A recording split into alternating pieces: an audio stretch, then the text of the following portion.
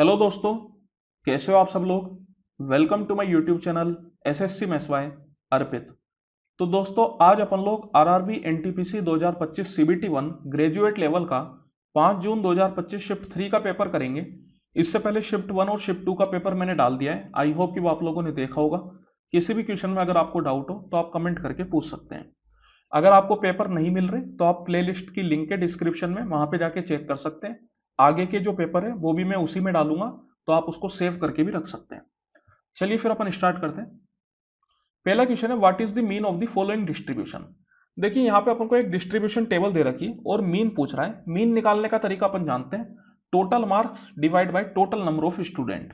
Total marks निकालने के लिए क्या करना पड़ेगा, यहाँ पे जैसे 63 स्टूडेंट ऐसे जिनके 19 मार्क्स आए, तो टोटल मार्क्स निकालने के लिए 19 इंटू 63 करना पड़ेगा, फिर 36 इंटू 62, फिर 60 इंटू 59, 69 इंटू 17 और 85 इंटू 70। फिर उन सबको ऐड करेंगे तो अपन को टोटल मार्क्स मिल जाएंगे। और टोटल नंबर ऑफ स्टूडेंट निकालने के लिए ये जितने भी स्टूडेंट्स हैं इन सबका टोटल करना पड़ेगा। अब आप यहाँ पे देखिए नंबर काफी बड़े बड़े, तो कैलकुलेशन अच्छी खासी है। तो ये कैलकुलेशन से बचने के लिए अपन क्या करेंगे, यूनिट डिजिट का इस्तेमाल करते हैं। वैसे दो ऑप्शन ऐसे हैं जैसे जिनकी यूनिट डिजिट सेम है, तो हो सकता है कि अपना आंसर आ जाए यूनिट डिजिट से, लेकिन ऐसा हो भी सकता है कि ना भी आए। चलिए कोई बात नहीं, अगर आ जाता है तो अच्छा खासा समय बच जाएगा, इसलिए यूनिट डिजिट से चलते हैं। तो यहां पे अपन सब कुछ यूनिट डिजिट का ही काम करेंगे। जैसे अगर मेरे को टोटल मार्क्स निकालने तो उसके लिए भी मैं यूनिट डिजिट चेक करूंगा। तो 9 तिये 27, तो यूनिट डिजिट क्या आ गया, 7 आ गया। फिर 6 दूनी 12, यूनिट डिजिट क्या आ गया, 2 आ गया। 0 इंटू 9 तो 0, 9 इंटू 7 कितना हो गया 63, तो यूनिट डिजिट आ गया 3। 5 इंटू 0 0, डिवाइड बाय, अब यहां पे टोटल नंबर ऑफ स्टूडेंट्स के अपन यूनिट डिजिट चेक करेंगे। 3, 2, 9, 7 और 0, ये आ गई सबकी यूनिट डिजिट। तो ऊपर तो हो गया 7 और 3 10 और 2 12, तो यूनिट डिजिट क्या 2, डिवाइड बाय, इधर कितना आ जाएगा देखिए, 3 और 2 5, 5 और 9 14, 14 प्लस 7 दैट इज 21, तो यूनिट डिजिट क्या आ गई, 1 आ गई। अब यहां पे आप देखिए जो भी आंसर होगा उसकी अगर यूनिट डिजिट को मैं 1 से मल्टीप्लाई करूंगा तो यूनिट डिजिट 2 आनी चाहिए। 2 को अगर मैं 1 से मल्टीप्लाई करूंगा तो 2 आएगा, तो मैं बोल सकता हूं कि यही अपना आंसर हो जाएगा, option number 4। Two pipes A and B can fill a tank of 7800 liters in 12 hours and 10 hours respectively. If they are opened together, how many hours will they take to fill an empty tank of 8800 liters?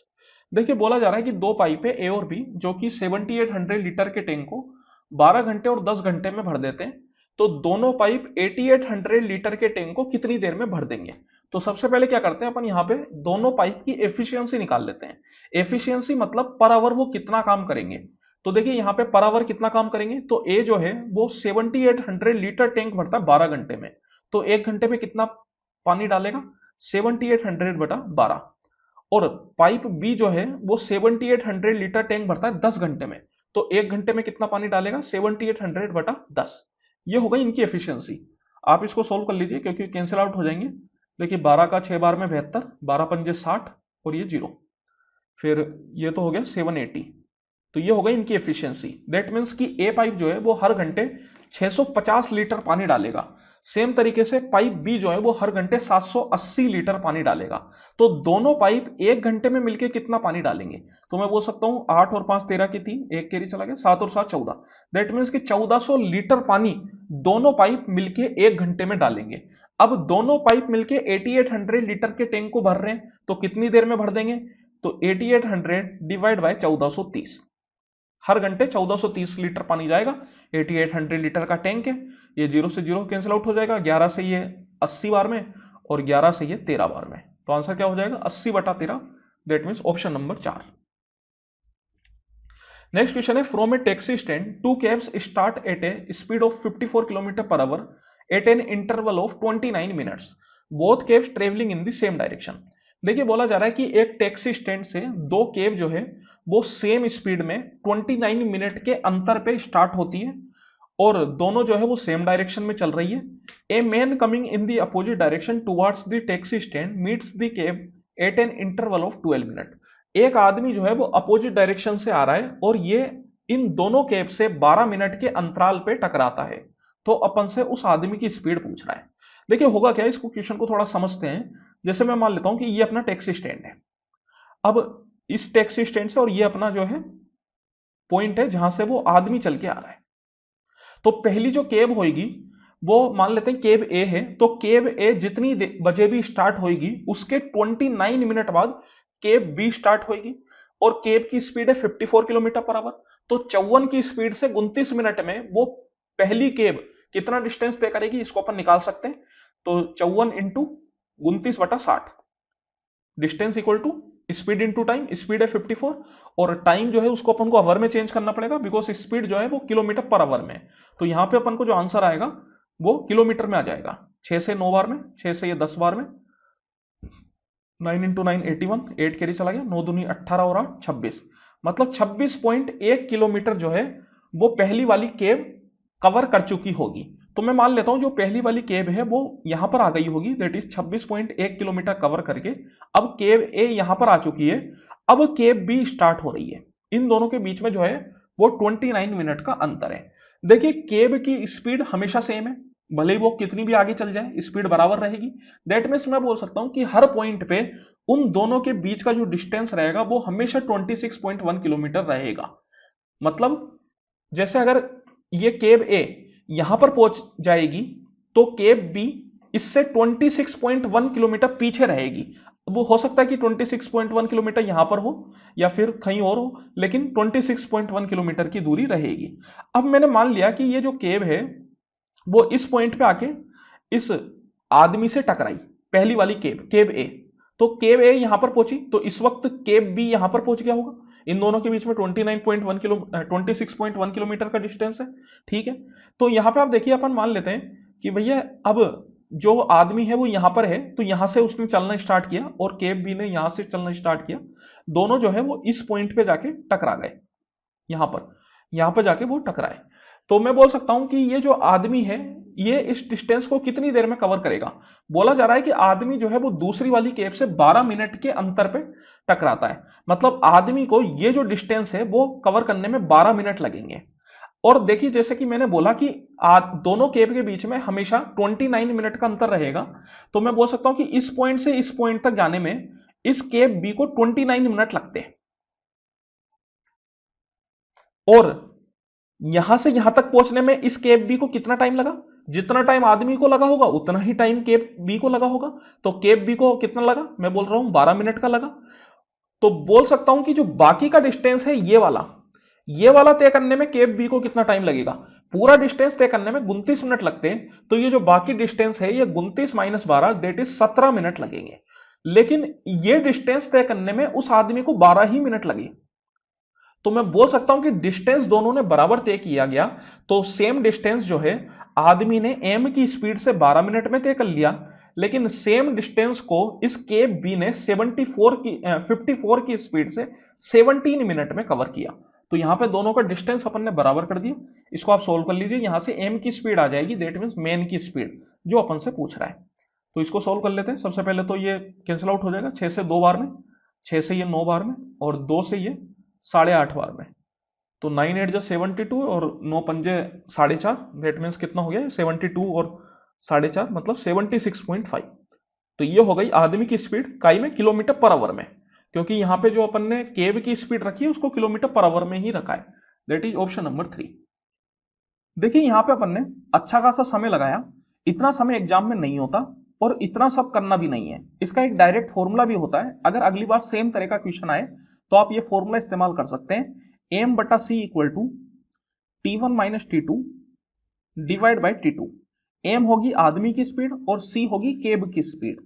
तो ये जो formula है वो यहीं से आया। जैसे अगर मैं इसको रीअरेंज करूं, जो इक्वेशन अपने पास आई थी उसको अगर आप रीअरेंज करेंगे तो क्या बन जाएगा, एम बटा 54, एम हो गई आदमी की स्पीड, 54 हो गई केब की स्पीड, इक्वल टू ये जो 17 है इसको अपन लिख सकते हैं 29 माइनस 12 डिवाइड बाई 12। तो यहां पे अगर आप कंपेयर करेंगे तो T1 आ गया 29, T2 आ गया 12, C आ गया 54 और M अपन को निकालना है।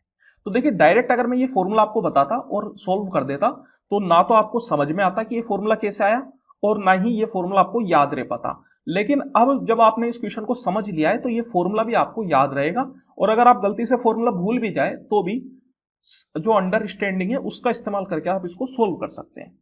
If the selling price of a bed is 2 times of initial, then the profit is 10 times of initial, find the initial profit percent. देखिए बोला जा रहा है कि अगर सेलिंग प्राइस जो है बेड की वो दुगनी कर दी जाए तो जो प्रॉफिट है वो 10 गुना हो जाएगा। तो अपन से प्रॉफिट परसेंट पूछ रहा है, इनिशियल प्रॉफिट परसेंट। तो देखिए सेलिंग प्राइस जितना बढ़ता है उतना ही प्रॉफिट बढ़ता है। एग्जाम्पल के तौर पे जैसे अपन ने मान लिया कि 10 रुपए की चीज को मैंने 20 रुपए में बेचा, तो प्रॉफिट कितने का हुआ, 10 रुपए का। और सेलिंग प्राइस, और मैं बोलूं कि भैया सेलिंग प्राइस जो है वो मैंने बढ़ा के 20 से 40 कर दी, तो अब यहां पे आप देखिए सेलिंग प्राइस कितनी बढ़ी, 20 रुपए बढ़ी, और प्रॉफिट कितना बढ़ा, तो 10 से 40, दैट मीन्स कि टोटल प्रॉफिट 30 हुआ, 10 पहले था तो 20 रुपए बढ़ा। तो आप देख सकते हैं जितना सेलिंग प्राइस बढ़ा उतना ही प्रॉफिट बढ़ा। तो यहां पे अगर मैं बात करूं कि सेलिंग प्राइस को डबल किया तो सेलिंग प्राइस बढ़ा कितना, 1 एसपी बढ़ा, 1 एसपी से इसको 2 एसपी कर दिया, तो इंक्रीज कितने का हुआ, 1 एसपी का। और जो प्रॉफिट है वो 1 पी से 10 पी हो गया, मतलब 10 गुना हो गया, तो बड़ा कितना, 9 पी। इनके बीच का अंतर कितना होगा, 9 पी, और इनके बीच का अंतर कितना होगा, 1 एसपी। तो ये 1 एसपी जो है वो 9 पी के बराबर होएगा। तो सेलिंग प्राइस और प्रॉफिट का रेशियो यहां से अपन को मिल गया, दैट इज 9/1। तो मैं मान लूं कि ये सेलिंग प्राइस अगर 9 रुपए है तो प्रॉफिट हो जाएगा 1 रुपए। तो कॉस्ट प्राइस कितनी हो जाएगी, तो कॉस्ट प्राइस होता है selling price minus profit, that is 8 रुपए। तो अपन से इनिशियल प्रॉफिट परसेंट पूछ रहा है, 1 रुपए का फायदा है, 8 रुपए पे मल्टीप्लाई बाय 100%, दैट इज कितना, 12.5%। Option number 3। If the ratio of two numbers is 17:6 and the product of their LCM and SCF is 102, then the sum of the reciprocals of LCM and SCF। देखिए LCM और SCF के reciprocal का सम पूछ रहा है, मतलब 1/LCM plus 1/SCF, ये अपन से पूछ रहा है। तो अगर अपन इसको सोल्व करें तो नीचे में हो जाएगा LCM इंटू SCF और ऊपर में हो जाएगा SCF प्लस LCM। एलसीएम और एचसीएफ इसका प्रोडक्ट अपन को दे रखा है 102, मतलब डेनोमिनेटर तो आ गया 102, और एकमात्र ऑप्शन है जिसमें डेनोमिनेटर 102 है, दैट मींस कि ऑप्शन नंबर 3 यही अपना आंसर हो जाएगा। लेकिन अगर अपन निकालना चाहे कि एचसीएफ और एलसीएम क्या निकलेगा, तो यहां पे आप देखिए अपन जानते हैं कि एलसीएम इंटू एचसीएफ ये जो होता है ये होता है प्रोडक्ट ऑफ टू नंबर्स। तो एक नंबर तो हो गया 17x और दूसरा नंबर हो गया 6x, क्योंकि 17 और 6 जो है वो नंबर्स का रेशियो है। तो मैंने यहां पे एक x वेरिएबल मान लिया, तो एक नंबर हो जाएगा 17x, दूसरा नंबर हो जाएगा 6x। तो ये 102 इक्वल टू 17 इंटू 6x²। इसको आप सोल्व कर लीजिए, तो 6 से ही कैंसिल आउट हो जाएगा। सबसे पहले तो 6 से ही कितनी बार में जाएगा, 6 कम 6 और 42, मतलब 6 का 7 बार में, और 17 से ही 17 बार एक बार में चला जाएगा, मतलब x² इक्वल टू आ गया 1, तो x इक्वल टू आ गया 1। अगर x इक्वल टू 1 आ गया तो एक नंबर हो जाएगा 17 और दूसरा नंबर हो जाएगा 6। तो अब एचसीएफ और एलसीएम निकालना बड़ा आसान है, तो मैं बोल सकता हूं कि एलसीएम तो हो जाएगा 17 इंटू 6 और एचसीएफ हो जाएगा 1। यहां पे ये जो x आता है ये एचसीएफ ही आता है। और अगर आपको डायरेक्ट एलसीएम निकालना हो तो आप क्या कीजिए, दोनों नंबर के रेशियो का मल्टीप्लाई विथ एचसीएफ कर दीजिए, तो आपको डायरेक्ट भी एलसीएम मिल जाएगा। तो यहां पे इस तरीके से अगर आप सोल्व करेंगे तो आपका आंसर आ जाएगा। Which of the following ratio is greatest.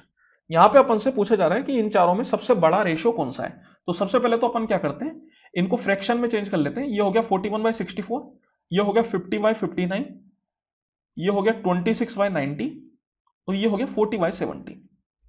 तो यहां पे आप देखिए क्वेश्चन बड़ा आसान है, क्योंकि अगर आप नंबर्स को ध्यान से देखेंगे तो 50 और 59 डिफरेंस बहुत कम है। तो ये जो नंबर होगा वो लगभग ऑलमोस्ट 1 के करीब होगा। बाकी सब जो नंबर है वो 1 से अच्छे खासे छोटे होंगे। तो मैं डायरेक्ट बोल सकता हूं कि यही अपना आंसर होगा। लेकिन अगर आपको उस तरीके से नहीं दिख पा रहा तो फिर अपन कैसे करते हैं, इस तरीके के क्वेश्चंस में मेनली अपन डिफरेंस निकालने बैठते हैं। अब यहां पे देखिए डिफरेंस अपन डायरेक्ट निकालेंगे तो अच्छा खासा टाइम लगेगा, तो अपन चाहे तो इन नंबर्स को थोड़ा छोटा भी कर सकते हैं, या फिर वो वाले ऑप्शंस अपन एलिमिनेट कर सकते हैं जो अपन को साफ साफ दिख रहे हैं कि ये तो आंसर नहीं हो सकते। जैसे 26/90, इसको अगर आप देखेंगे तो ये हाफ से छोटा हो जाएगा, बिकॉज हाफ होने के लिए ऊपर में 45 होता। 45/90 अगर मैं करूंगा तो वो हाफ आएगा, लेकिन 26 जो है वो 45 से छोटा है, इसका मतलब ये ओवरऑल जो है वो हाफ से छोटा होगा। लेकिन बाकी 3 ऑप्शन को मैं देखूंगा तो वो हाफ से बड़े होंगे। तो मेरे को केवल इन 3 ऑप्शन में ही चेक करने की जरूरत है। इसमें भी ये वाला जो ऑप्शन है वो अपन डायरेक्ट निकाल सकते हैं। 4/7 क्या होता है, तो ये हो गया 0.40/7, मतलब 0.40/7 हो गया, तो 7 पंजे 35 और फिर 50, तो 7 × 7 49, तो ये तो डायरेक्ट आ रहा है 0.57। अब ये दोनों ऑप्शन में अगर मैं बात करूं तो 41/64 और 50/59, इन दोनों में आपको चेक करना है। तो आप क्या कीजिए, इनका डिफरेंस देख लीजिए। इसका डिफरेंस है 9, इसका डिफरेंस कितना है, तो इसका डिफरेंस है 9 + 14, दैट इज कितना हो गया 23। तो यहां पे देखिए डिफरेंस बराबर होना चाहिए, तो इस पहले वाले नंबर को आप 9 से मल्टीप्लाई कर दीजिए, तो 9 × 41, और दूसरे वाले को आप 23 से मल्टीप्लाई कर दीजिए, तो 23 × 50। तो यहाँ पे मैं साफ साफ देख सकता हूँ 23 × 50 बहुत बड़ा नंबर होगा 9 × 41 से, तो मैं बोल सकता हूँ कि 50/59 जो है वही अपना सबसे बड़ा हो जाएगा। ये 40/70 अपन ने अलग से क्यों निकाल दिया, क्योंकि निकालना आसान था, 4/7 करना बहुत आसान है, तो फिर उसको अपन ने अलग छोड़ दिया। AB is parallel to CD, a transversal PQ intersect AB and CD at E and F respectively।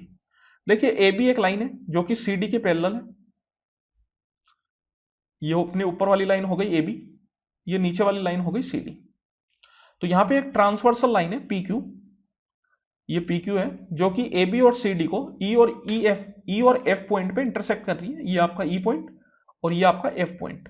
Angle PEV, ये वाला जो एंगल है ये अपन को 59 डिग्री दे रखा है, और बोल रहा है कि G is a point between AB and CD such that angle BEG 50 and angle GFE 33। तो G एक पॉइंट है, मान लेते हैं यहां पर इन दोनों लाइन के बीच में, AB और CD लाइन के बीच में है, और एंगल BEG, तो ये वाला जो एंगल है ये अपन को दे दिया 50 के बराबर, और एंगल GFE, तो ये वाला जो एंगल है ये अपन को दे दिया 33 के बराबर। अपन से एंगल EGF मतलब ये वाला एंगल पूछ रहा है, तो यहां पे आप देख सकते हैं, मैं बोल सकता हूं कि भैया ये जो एंगल होगा पूरा एंगल ये 180 डिग्री का होगा, बिकॉज एक स्ट्रेट लाइन है, स्ट्रेट लाइन हमेशा 180 डिग्री का एंगल होल्ड करती है किसी भी पॉइंट पे, तो ये पॉइंट ई पे 180 डिग्री का एंगल बनाएगी, तो ये 59 + 50 मतलब 109 डिग्री हो चुका है, तो ये बाकी जो बचेगा वो कितना होगा, वो होगा 180 - 109, दैट इज कितना 71 डिग्री। और ये जो है EGF ये एक ट्राइंगल है, ट्राइंगल के तीनों कोण का सम 180 डिग्री होता है, तो मैं बोल सकता हूं कि एंगल EGF कितना हो जाएगा 180 - 71 + 33। तो देखिए कितना हो गया, 1 और 3 4, 7 और 3 10 मतलब 104, तो 180 में से 104 अगर आप घटाएंगे तो ये आ जाएगा 76 degree. Option number 1। Which of the following numbers is divisible by 7, इनमें से कौन सा नंबर 7 से डिविजिबल होगा, ये अपन से पूछा जा रहा है। तो देखिए वैसे तो 7 का डिविजिबिलिटी रूल होता है, उससे आप चेक कर सकते हैं, लेकिन जब नंबर इतने छोटे दे रखे हो तो फिर डिविजिबिलिटी रूल वगैरह खेलने की कोई जरूरत नहीं है, डायरेक्ट आप कर लीजिए। यहाँ पे जैसे 87 की अगर मैं बात करूं तो ये तो 7 से कैंसिल आउट नहीं होगा, क्योंकि 7 एकम 7, 7 दूनी 14, तो 7 का 12 बार में 84 होता है, 3 रिमाइंडर बच गए, ये नहीं होगा। अब यहाँ पे आप देखिए 87 है, तो 7 का 12 बार में 84 हो रहा था, 3 के साथ 5, तो 35, और 7 × 5 = 35, मतलब ये वाला होगा। तो बाकी दोनों को चेक करने की वैसे ही जरूरत नहीं है। नेक्स्ट क्वेश्चन है, a boat takes 51 minutes to go 10.2 kilometer upstream, the ratio of the speed of the boat in still water to that of the stream is 7:6। How much total time will the boat take to go 17.7 kilometer upstream and 66.3 kilometer downstream. देखिए बोला जा रहा है कि एक boat जो है वो 10.2 किलोमीटर अप स्ट्रीम 51 मिनट में चलती है। जब कभी भी अप स्ट्रीम की बात की जाती है तो उसमें बोट की स्पीड को अपन S1 - S2 मानते हैं, और डाउन स्ट्रीम में बोट की स्पीड को S1 + S2 मानते हैं। अप स्ट्रीम का मतलब क्या हो गया कि नदी के विपरीत दिशा में अपन चल रहे हैं, तो S1 होती है बोट की रुके हुए पानी में स्पीड, और S2 होती है पानी की स्पीड। जब आप पानी के विपरीत दिशा में जाओगे तो पानी जो है वो आपको रोकने की कोशिश करेगा, आपकी स्पीड को कम करेगा, तो क्या होगा S1 - S2 हो जाएगा, और जिस दिशा में पानी जा रहा है उसी दिशा में आप जाओगे तो पानी आपकी सहायता करेगा, तो अपनी स्पीड में भी मतलब आपकी स्पीड में अपनी स्पीड को भी मिला देगा, तो स्पीड हो जाएगी S1 + S2। अब देखिए यहां पे बात की जाए भैया स्पीड की, तो स्पीड क्या होता है डिस्टेंस अपॉन टाइम, तो S1 - S2 क्या हो जाएगा अपने पास 10.2 किलोमीटर का डिस्टेंस है, कितनी देर में 51 मिनट में तय किया जा रहा है। तो यहाँ पे इस 51 मिनट को अपन क्या करते हैं आवर में चेंज कर देते हैं, तो 51/60 आ जाएगा। इसको आप सोल्व कर लीजिए, तो ये 60 ऊपर चला जाएगा, तो 51 से 2 बार में 2 × 6 12, ये 12 आ जाएगा, है ना। 60 ऊपर गया तो ये 102 × 6, और 51 का 2 बार में 102, 2 × 6 12, तो S1 - S2 आ गया 12 के बराबर। अब बोला गया कि बोट की जो स्पीड है स्टिल वाटर में और नदी की जो स्पीड है उसका रेशियो अपन को दे रखा है 7:6। यहां पे अगर मैं S1 - S2 देखूं तो कितना आएगा 7 - 6 दैट इज 1, और 1 की वैल्यू अपन को कितनी मिली 12 मिली, तो 7 की वैल्यू कितनी हो जाएगी 12 × 7 दैट इज 84, और 6 की वैल्यू कितनी हो जाएगी, तो 12 इंटू 6 दैट इज 72। तो ये हो गई S1 और ये हो गई S2। अब S1 और S2 अपन को मिल चुका है। अब अपन से पूछ रहा है कि वो बोट जो है वो 17.7 किलोमीटर अप स्ट्रीम और 66.3 किलोमीटर डाउन स्ट्रीम जाने में कितना समय लेगी। तो यहां पे time equal to distance upon speed. Distance क्या है 17.7 किलोमीटर और स्पीड क्या होगी, अप स्ट्रीम में स्पीड होती है S1 minus S2 that is कितना 12 प्लस डाउन स्ट्रीम में डिस्टेंस है 66.3 किलोमीटर और स्पीड क्या होती है S1 plus S2 that is कितना 7 प्लस 6 या 84 प्लस 72। 84 प्लस 72 अगर आप करेंगे तो 4 और 2 6 और 8 और 7 15 दैट इज 156। तो यहां पे आप इसको सोल्व कर लीजिए। सब कुछ तो डिसमल में ही है तो अपन डायरेक्ट सोल्व कर लेते हैं। 12 से अगर मैं इसको कैंसिल आउट करूंगा तो 12 एकम 12 और कितना हो जाएगा, ये 57 हो जाएगा। तो 57 के हिसाब से 12 का 4 बार में 48 हो जाएगा। 48 के हिसाब से कितना हो गया, 2 और 7 9 90 दैट इज 12 का 7 बार में 84 है ना। और फिर 156 से अपन इसको अगर करेंगे तो 0 पॉइंट आएगा समथिंग। अब यहाँ पे आप देखिए 0 पॉइंट समथिंग आया तो उसके हिसाब से ऑप्शन अपन बोल सकते हैं 1.9 हो जाएगा अपने पास, क्योंकि ये 2 से ऊपर तो नहीं जा पाएगा। क्योंकि यहाँ पे अगर मैं बात करूँ तो देखिए 66/156 जब आप करेंगे तो ये लगभग लगभग आपका 1/3 के करीब होगा। 1/3 से थोड़ा बड़ा होगा क्योंकि उसके करीब करीब आप मान सकते हो दैट इज कि 0.3 से थोड़ा बड़ा, मतलब 0.4 करीब मान लेते हैं अपन इसको। तो अपना आंसर क्या हो जाएगा 1.87। तो उसके हिसाब से अपन आंसर बोल सकते हैं 1.9। An article was boat for ₹1300, it price was marked up by 35%, thereafter it was sold at a discount of 20% on the mark price. What was the percentage profit on the transaction? देखिए यहाँ पे अपन को बोला गया है कि एक article की कॉस्ट प्राइस है 1300 और मार्कअप प्राइस जो है वो कॉस्ट प्राइस से 35% ज्यादा है। बोला गया है कि डिस्काउंट दिया है 20% का मार्क प्राइस पे, तो परसेंटेज प्रॉफिट क्या होगा। तो यहां पे अपन डायरेक्ट फॉर्मूला लगा सकते हैं, mark price by cost price equal to 100 plus minus profit या loss percent divide by 100 minus discount percent. अब यहां पे आपको जो 1300 दे रखा है इसको आप भूल जाइए, इसकी कोई जरूरत नहीं है क्योंकि सीधा बोला गया है कि जो मार्कअप प्राइस है वो कॉस्ट प्राइस से 35% ज्यादा है। यहां पे अपन मार्क प्राइस और कॉस्ट प्राइस का रेशियो लेने वाले हैं। रेशियो लेने वाले हैं इस वजह से आप कॉस्ट प्राइस को जो मर्जी हो वो मान लीजिए, बस मार्क प्राइस आपको जो है उससे 35% ऊपर लेना है क्योंकि रेशियो लेते वक्त कोई दिक्कत नहीं होने वाली, सेम जो क्वांटिटी वो आपस में कैंसिल आउट हो जाएगी। तो यहां पे मैं कॉस्ट प्राइस को क्या मान लेता हूं 100 मान लेता हूं, तो मार्क प्राइस क्या हो जाएगी 100 पे 35 ज्यादा दैट मींस कि 135। तो 100 और जब कभी भी प्रॉफिट होता है तो प्लस साइन आता है, लॉस होता है तो माइनस साइन आता है, तो यहां पे अपन प्लस साइन लेंगे डिवाइड बाय डिस्काउंट कितना है 20% का, तो 100 माइनस 20 दैट इज 80। तो यहां पे आप सोल्व कर लीजिए। सबसे पहले तो ये 20 से 5 बार में, 20 से ये 4 बार में और 5 से ये कैंसिल आउट हो जाएगा अपने पास। कितनी बार में हो जाएगा 5 दूनी 10 5 7 35। तो यहाँ पे 100 प्लस पी इक्वल टू आ गया 27 इंटू 4, 7 चौको 28 के 8 2 के लिए चला गया, 4 दूनी 8 और 2 10 दैट मीन्स की प्रॉफिट कितना हो गया 8% का। Option number 4। At what rate of interest per year will a sum of money double itself in 5 years on simple interest? देखिए बोला जा रहा है कि कितने रेट ऑफ इंटरेस्ट पे जो सम ऑफ मनी है वो डबल हो जाएगी 5 साल में। जैसे यहां पे मैं मान लेता हूं कि सम ऑफ मनी 1 रुपए है, तो 1 रुपए डबल हो गई मतलब कितने रुपए बन गए 2 रुपए बन गए। 1 रुपए से 2 रुपए बने तो इंटरेस्ट कितने का मिला, इंटरेस्ट में बोल सकता हूं 1 रुपए का मिला बिकॉज 1 + 1 = 2। जैसे आप मान सकते हो कि 1 आपका प्रिंसिपल है, ये 2 अमाउंट है, तो सिंपल इंटरेस्ट क्या हो जाएगा amount minus principal that is 1 रुपए। ये 1 रुपए जो है वो अपन को 5 साल में मिले। तो जब कभी भी रेट ऑफ इंटरेस्ट की अपन बात करते हैं तो वो पर ईयर मतलब पर एनम निकालते हैं, तो जो इंटरेस्ट है वो भी अपन को 1 साल का निकालना होता है। ये 1 रुपए 5 साल का इंटरेस्ट है, तो 1 साल का इंटरेस्ट कितना होगा, तो वो हो जाएगा 1/5। और ये जो 1/5 है ये 1 रुपए पे है, तो यहां पे रेट ऑफ इंटरेस्ट का फॉर्मूला अपन लगा सकते हैं, क्या होता है interest of 1 year divide by principal multiply by 100%। That means कि रेट ऑफ इंटरेस्ट क्या हो जाएगा 20%। Option number 2। सिंप्लीफाई, चलिए सिंप्लीफाई करते हैं। देखिए सिंप्लीफिकेशन के क्वेश्चन आसान से होते हैं। मेनली अपन यहां पे बोर्ड मास का इस्तेमाल करते हैं। बोर्ड मास क्या बोलता है कि सबसे पहले तो ब्रैकेट के अंदर चले जाओ, हमेशा लेफ्ट टू राइट इस्तेमाल करते हैं बोर्ड मास। तो सबसे पहले तो यहां पे ब्रैकेट देखिए, आपको इतने सारे ब्रैकेट दिख रहे हैं। अब ब्रैकेट में भी कौन सा ब्रैकेट, जो सबसे अंदर का ब्रैकेट है, सबसे अंदर का ब्रैकेट कौन सा, ये वाला, दैट इज 9 + 2 11। तो ये हो गया अपने पास 5 + 8 -11, 5 + 8 कितना 13, 13 - 11 कितना 2। तो ये जो पूरा ब्रैकेट है ये आपको 2 आ गया। अब ये फिर आगे एक माइनस साइन लग रहा है, तो 7 + 7 -2, 7 और 7 14, 14 - 2 12। तो ये पूरा जो करली ब्रैकेट है ये आपको मिल गया 12 के बराबर। अब ये जो करली ब्रैकेट है वो 8/4 के साथ मल्टीप्लाई में है, तो ये हो जाएगा 8/4 × 12। तो 4 से 3 बार में, तो 8 3 जा 24, ये आ गया 24। अब ये जो पूरा स्क्वायर ब्रैकेट है इसकी वैल्यू मिल गई 24, तो ये अपने पास बन गया 144 / 24। बस इतना सा आपको सोल्व करना है। तो 144/24, तो 24 का कितनी बार में हो जाएगा, 6 बार में हो जाएगा, that is option number 3। The length of a vertical rod and its shadow are in the ratio of 2:√12, find the angle of elevation of the sun. तो यहां पे आप देखिए एक सन है, एक वर्टिकल रोड है कुछ इस तरीके से जो कि सन के एकदम नीचे, और सन की वजह से इस वर्टिकल रोड की जो शेडो है वो जमीन पे भी कर रही है कुछ इस तरीके से।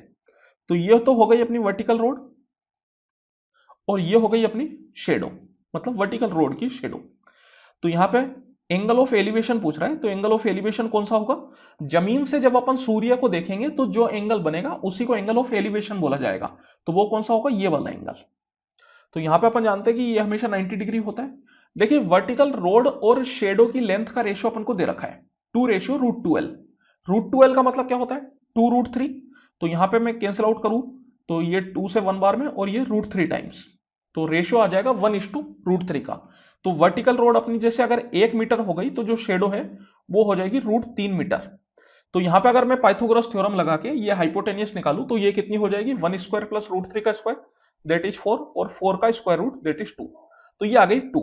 तो देखिए जब कभी भी किसी भी ट्राइंगल में साइड का रेशियो 1:√3:2 हो, तो उस केस में जो करस्पॉन्डिंग एंगल होते हैं वो हमेशा 30 डिग्री, 60 डिग्री और 90 डिग्री होते हैं।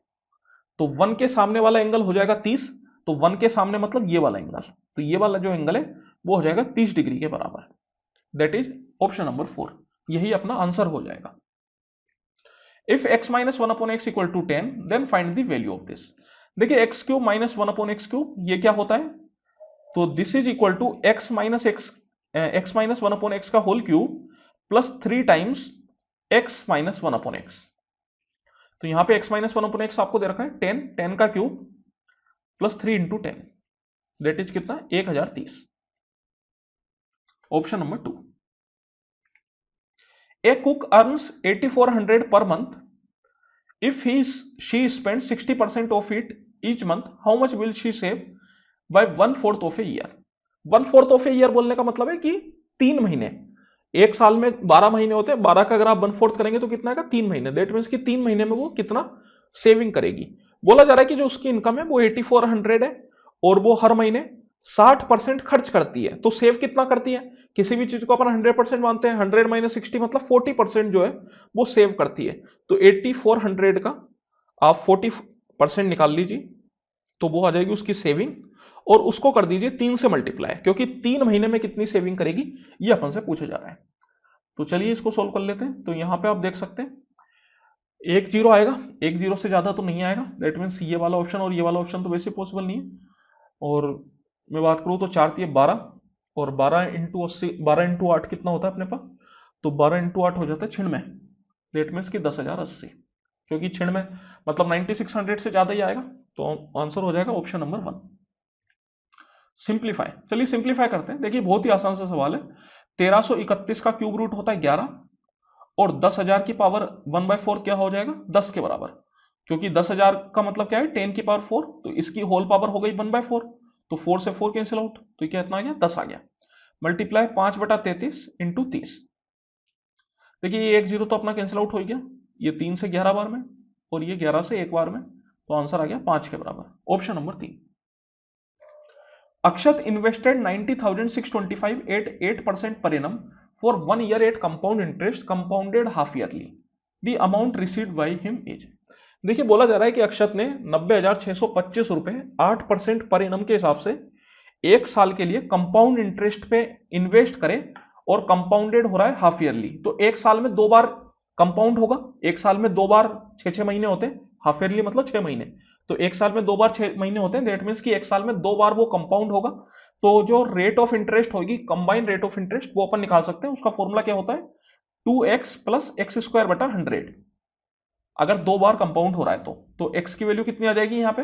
तो यहाँ पे आप देखिए ये जो 8% है ये पर एनम की रेट ऑफ इंटरेस्ट आपको दे रखी है, मतलब 1 साल की। तो अगर 6 महीने की निकालनी है तो क्या करना होगा, इसका हाफ करना पड़ेगा। दैट मीन्स की कितनी आएगी 4%। तो x की वैल्यू आ गई 4, तो 2 इंटू 4 प्लस 4 स्क्वायर बटा 100, दैट मीन्स कितना हो गया 8.16। तो जो ओवरऑल रेट ऑफ इंटरेस्ट है वो हो जाएगी 8.16%।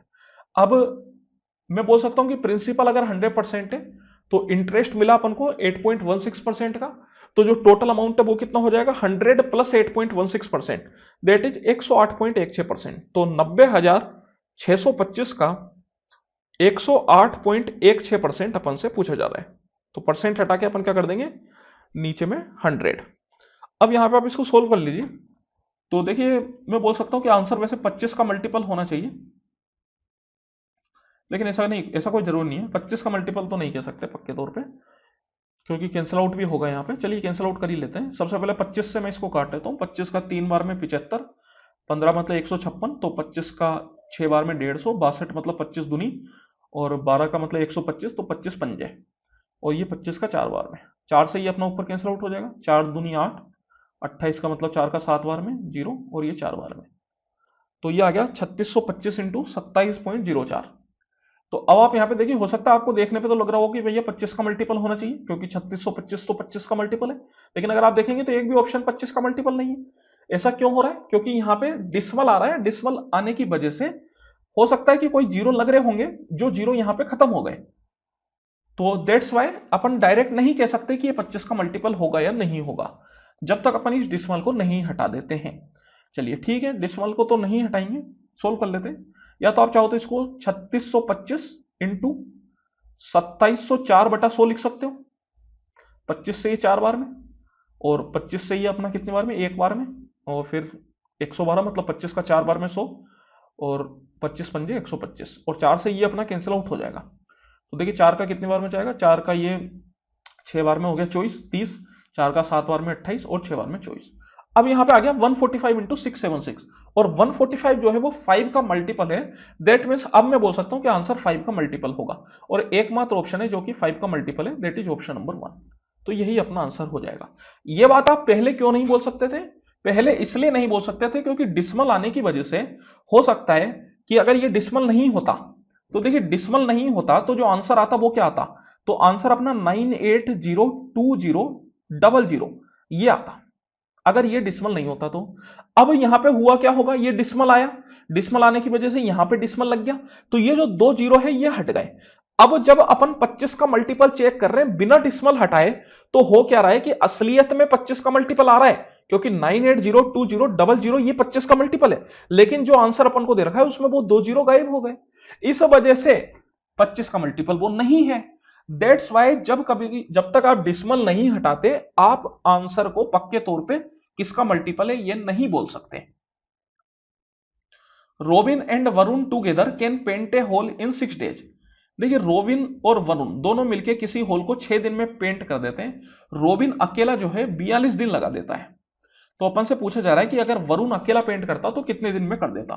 तो यहां पे अपन क्या करते हैं, इनका ले लेते हैं एलसीएम। 6 और 42 का एलसीएम कितना आएगा, 42 ही आ जाएगा। 6 का कितनी बार में, 8 बार में, नहीं 6 का 8 बार में नहीं, 6 का 7 बार में, और 42 का 1 बार में। दैट मीन्स कि रोबिन और वरुण दोनों मिलकर 7 की एफिशिएंसी से काम करते हैं। रोबिन अकेला 1 की एफिशिएंसी से काम करता है। तो वरुण की एफिशिएंसी क्या हो जाएगी, 7 माइनस 1 दैट इज 6, क्योंकि रोबिन की कितनी है 1, 1 प्लस 6 कितना आएगा 7। तो वरुण जो है वो 6 की एफिशिएंसी से काम करेगा। टोटल काम 42 यूनिट है, हर दिन वो 6 यूनिट काम करेगा, तो कितने दिन में कर देगा, 7 दिन में। That means option number 1। A group of people consist of men, women and children. Among them 20% are men, 50% are women and the rest are children. And their average weights are 45 kg, 50 kg and 50 kg respectively. The average weight of the group. देखिए बोला जा रहा है कि एक group है जिसमें main, women और चिल्ड्रन है। मेन टोटल का 20% है, वुमेन टोटल का 50% है, और बाकी बचे हुए चिल्ड्रन है। मैंने मान लिया कि जो ग्रुप की साइज है वो है 100 पर्सन की। तो मेन कितने हो जाएंगे, तो मेन हो जाएंगे 20% ऑफ 100, वुमेन हो जाएगी 50% ऑफ 100, और बाकी बचे हुए चिल्ड्रन दैट इज 20 प्लस 50 70, तो कितने हो गए चिल्ड्रन, 30 हो गए। अब यहाँ पे इन तीनों का एवरेज वेट अपन को दे रखा है, तो पूरे ग्रुप का एवरेज कितना होगा ये अपन से पूछा जा रहा है। तो यहाँ पे आप चाहे तो डेविएशन मेथड भी इस्तेमाल कर सकते हैं। डेविएशन मेथड में क्या होता है, ये जो तीनों वेट है, एवरेज वेट, इनके करीब एक नंबर मान लीजिए।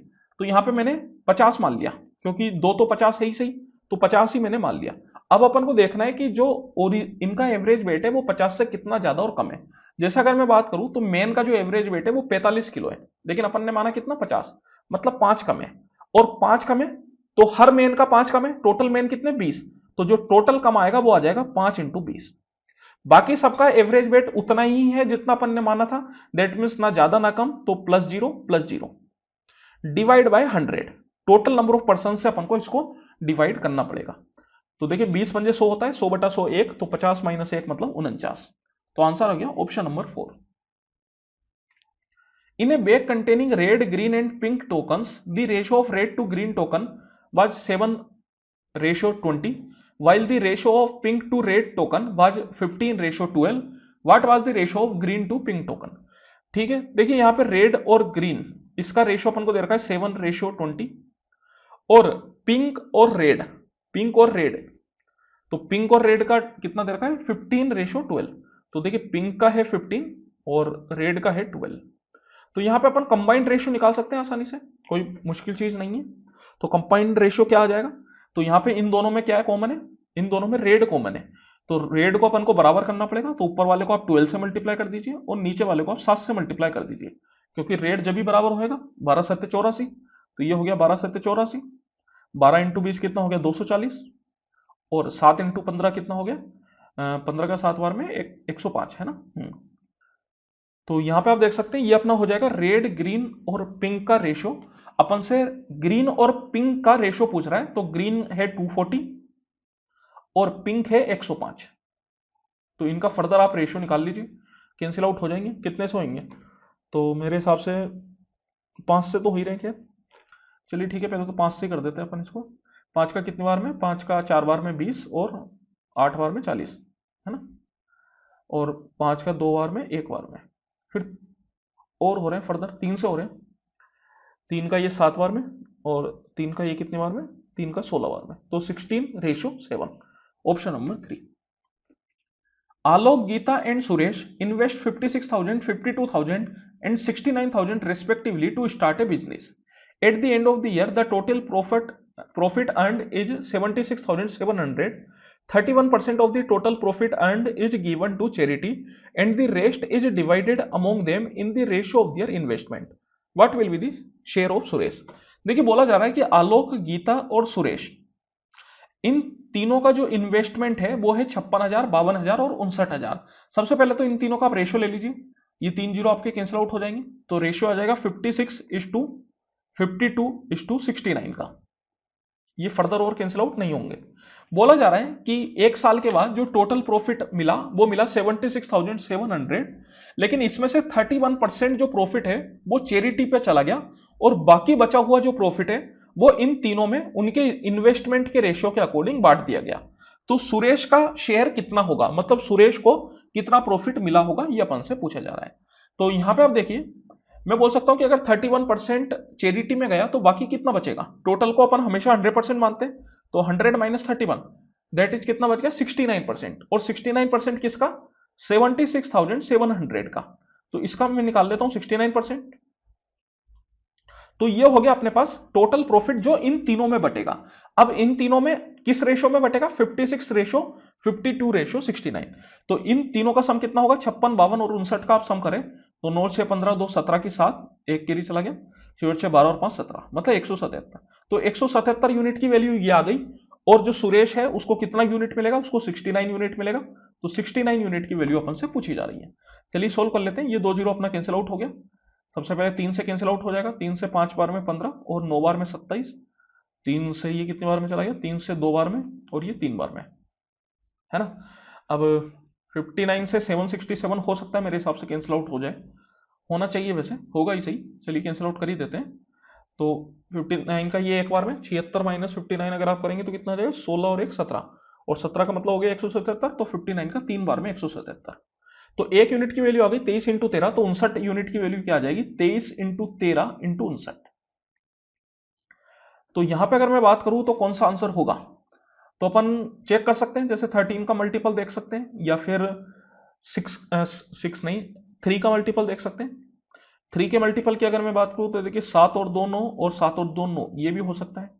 फिर 5 और 5 10 और 1 11, 11 और 2 13, तो ये तो नहीं होगा। फिर ये वाला भी नहीं होगा। फिर ये वाला हो सकता है। दैट मीन 2 ऑप्शन अभी भी फंस गए। तो अब 13 का मल्टीपल अपन यहां पे देख सकते हैं। 13 का अगर मल्टीपल देखेंगे तो देखिए 13 एकम 13, 7 बचा, 7 का मतलब 76। तो 76 के हिसाब से कितना हो गया, 13 पंजे 65, है ना।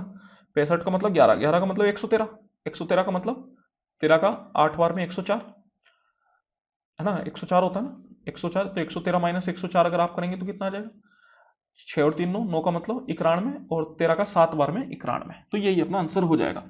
इस ऑप्शन को चेक करने की जरूरत नहीं है, क्योंकि अगर वो आंसर है तो फिर ये आंसर नहीं हो सकता। Following are the marks obtained by 5 students in a test 45, 67, 80, 56 and 72. What is the range of the marks? देखिए रेंज क्या होता है, रेंज होता है highest value minus lowest value. तो हाईएस्ट वैल्यू कौन सी होगी यहाँ पे 80 minus lowest value, lowest value कौन सी होगी 45। तो 80 minus 45 that is equal to कितना 35। तो यही अपना आंसर है। A conical vessel has base radius 31 centimeter and height 45 centimeter. Water is poured into the vessel until it is 2/3 full. Find the volume of water in the vessel. देखिए एक conical vessel है जिसकी radius और height अपन को दे रखी है, और बोला जा रहा है कि इसमें 2/3 जो है वो पानी डाला गया। मतलब 2/3 फुल कहने का मतलब यह है कि उसका टोटल वॉल्यूम का 2/3 उसमें डाला गया। तो वाटर का वॉल्यूम अपन से पूछ रहा है, तो एक तरीके से बस कोन का 2/3 कर दीजिए, कोन के वॉल्यूम का 2/3 कर दीजिए। तो कोन का वॉल्यूम क्या होता है 1/3 पाई आर स्क्वायर एच, रेडियस है 31, तो 31 इंटू 31, और हाइट कितनी 45। इसका अपन को क्या करना है 2/3, क्योंकि जो पानी डाला गया वो 2/3 डाला गया।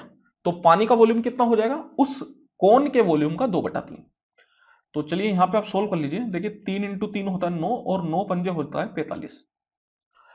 अब यहां पे अगर मैं बात करूं तो 5 दूनी 10 आएगा।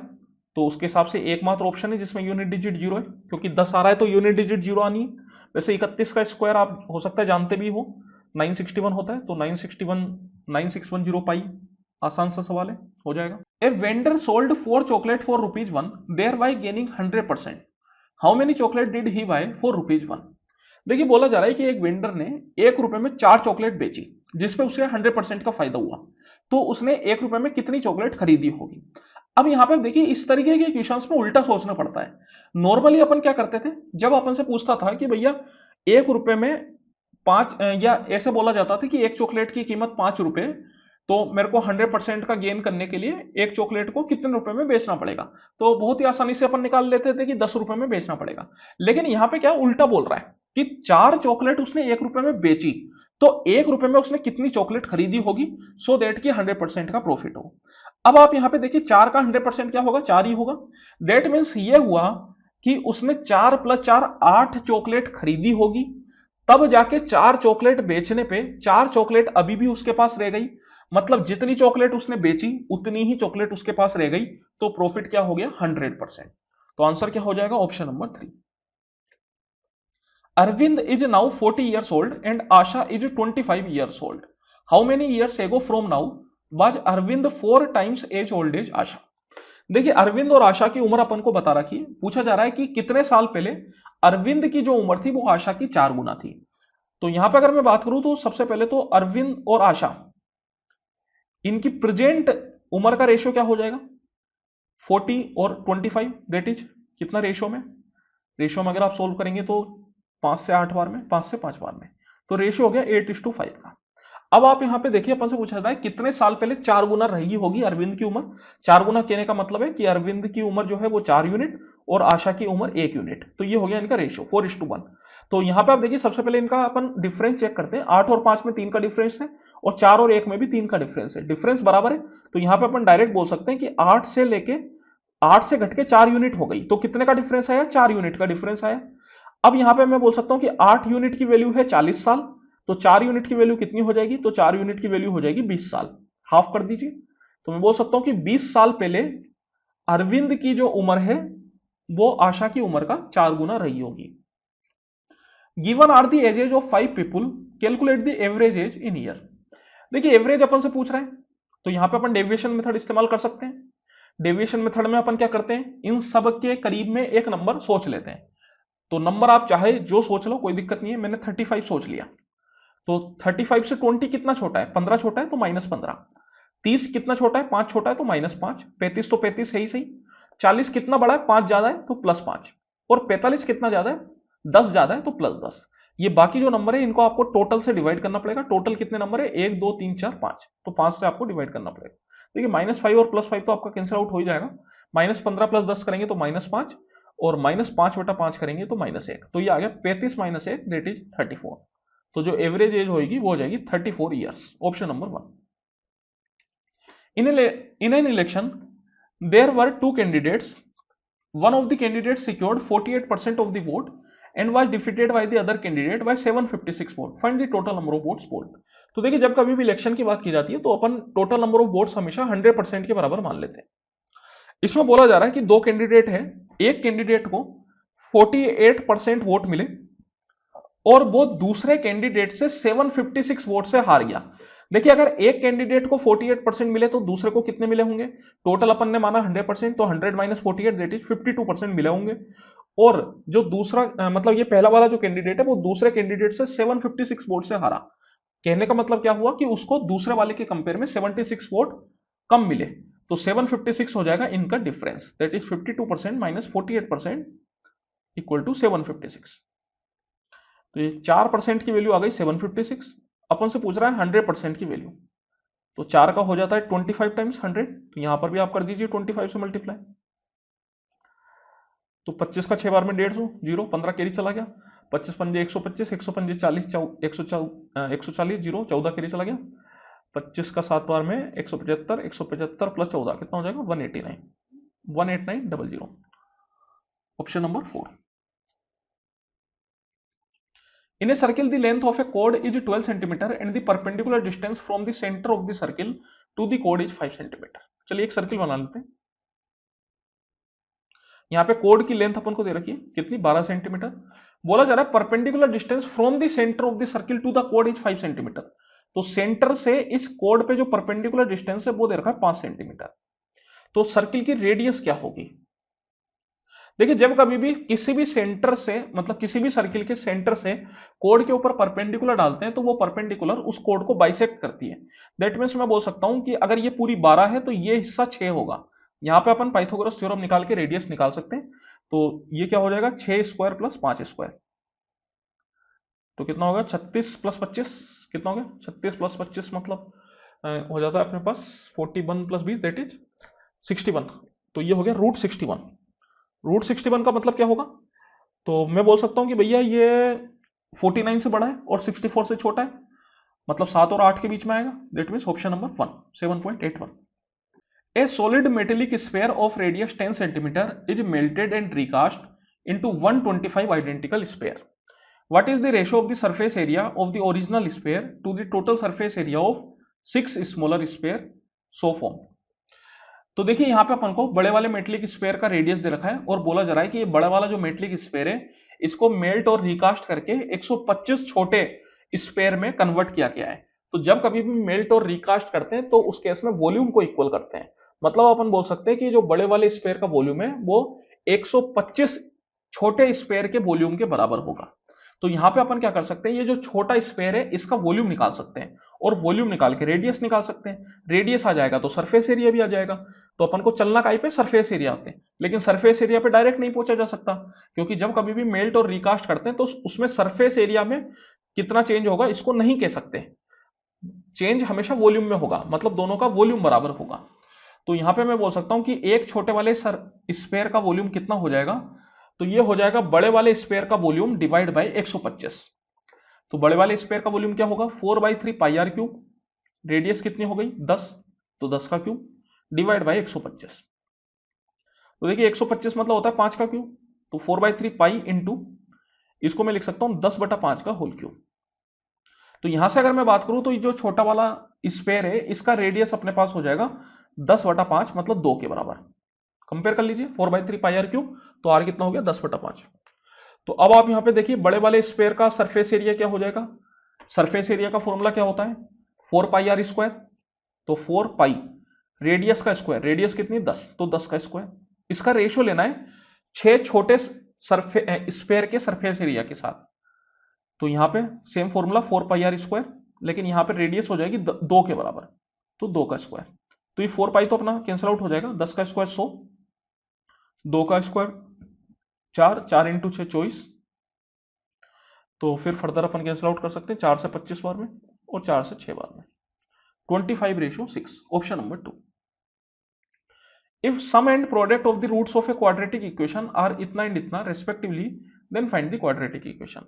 देखिए अपन को सम और प्रोडक्ट दे रखा है, जब कभी भी कोई भी क्वाड्रेटिक इक्वेशन है, अगर उसको सम और प्रोडक्ट ऑफ रूट्स के फॉर्म में लिखना है तो क्या होता है, x square minus sum of roots into x plus product of roots equal to 0, ये होता है। तो यहां पे सम ऑफ रूट्स क्या है, 4 माइनस 3√2, तो x square minus 4 minus 3√2 into x plus product of roots क्या है, -28। तो ये हो जाएगा, देख लीजिए कौन सा वाला है। तो मैं बोल सकता हूं ऑप्शन नंबर 4 है, ठीक है। यहां पे अपन ऑप्शन से भी कर सकते थे और नॉर्मली भी कर सकते थे, क्योंकि आसान सा सवाल है। चलिए इसी के साथ समय समाप्ति की घोषणा। आई होप कि आप लोगों को मजा आया होगा। देखिए एक चीज मैं आपको बताना चाहता हूँ, मेनली आरआरबी में क्या होता है ना, एक दिन में जैसे 3 शिफ्ट हो रही है, तो तीनों शिफ्ट में आप मान के चलिए 10-10 क्वेश्चन रिपीट होंगे। इस वजह से यहाँ पे क्वेश्चंस बहुत ज्यादा रिपीट हो रहे हैं। जैसे अगर आप 5 तारीख में देखेंगे, मैंने ये तीसरी शिफ्ट करा दी इसकी, मतलब 5 तारीख की तीनों शिफ्ट हो गई। अगर आप इनमें कंपेयर करेंगे तो आपको दिखेगा कि लगभग 10-10 क्वेश्चन रिपीट हो रहे हैं। तो इस वजह से जो है थोड़ा बोरिंग हो जाता है बताना भी। चलिए लेकिन कोई बात नहीं, करेंगे अपन आगे भी। मिलते हैं अपन अगली वीडियो में, तब तक के लिए बहुत बहुत धन्यवाद।